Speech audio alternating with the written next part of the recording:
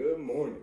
So, I hope everyone is doing well. I hope you all had a nice restful weekend and you are getting ready to start week 2 of the packet for May. Awesome news. So, hold on one second, let me bring this closer. So, today we are doing a few different things, alright? And it's kind of just a little review.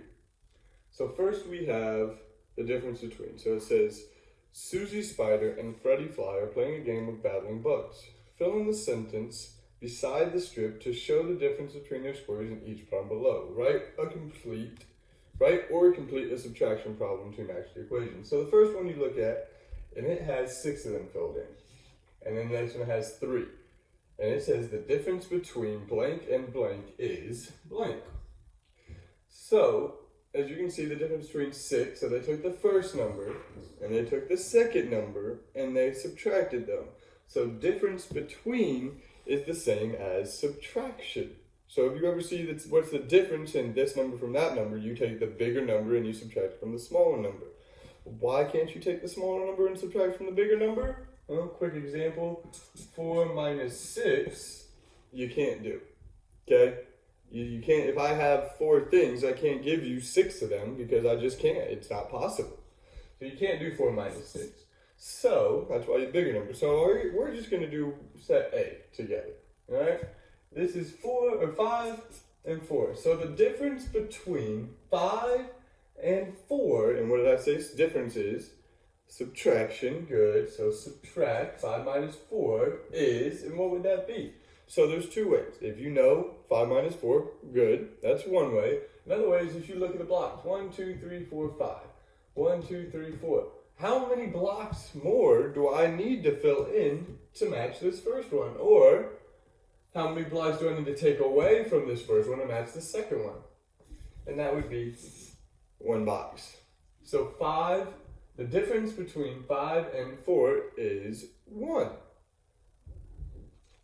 So then your subtraction problem would be 5 minus 4 equals 1.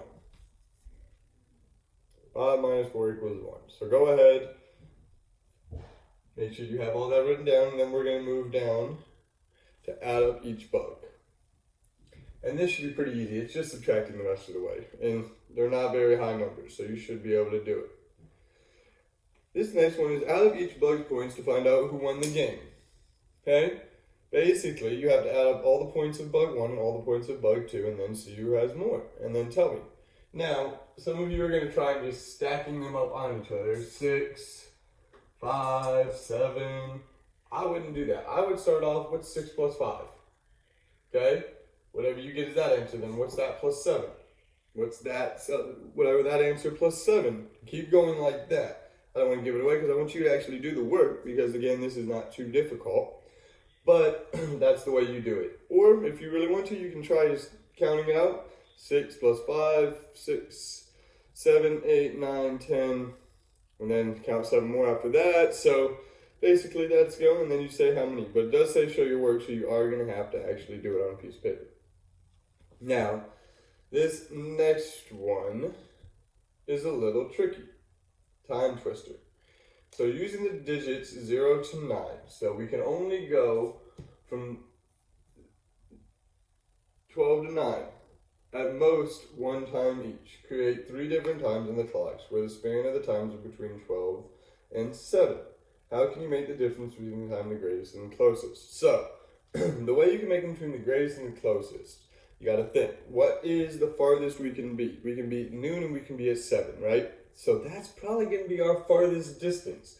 So noon, the big hand and the small hand, both pointing here, 7, small hand here, big hand here, okay?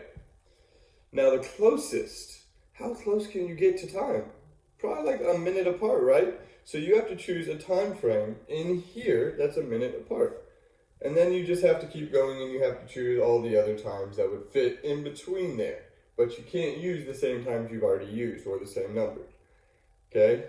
So that's a little difficult, but you should be able to get it. You just have to think, we've already used 7 and noon, so we can't use 7 and noon.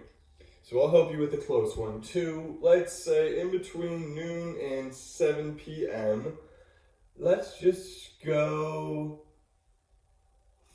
201 and 202. Right? Those are 1 minute away from each other, 201 and 202. So those are the closest you can get and the farthest you can get. Now you just need to come up with other times, okay? And the last one, what is the value of the trapezoid? Now, it says a heart is worth 2. And on one side, there are 3 hearts. On the other side, there's 1 heart and 1 trapezoid. So, on my heart side, we need to figure out how much that equals. So what's 2 plus 2 plus 2? 2 plus 2 is 4, plus 2 would be 6. So we know all 3 hearts equal 6. Correct? Good. So, if this heart equals 2,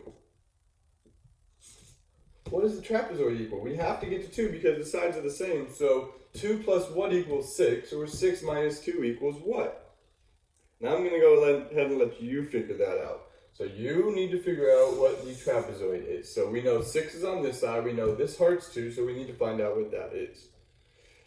That is it for today. Like I said, it's kind of just a review lesson today. We've done subtraction in time last week.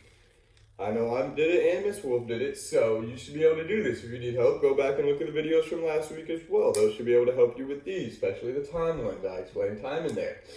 Subtraction, I know we both had subtraction videos, okay? Tomorrow I will be doing the lesson as well. It seems like it's going to be nice out today, so please get outside like I say if you can. Have a great rest of the day. See everybody tomorrow.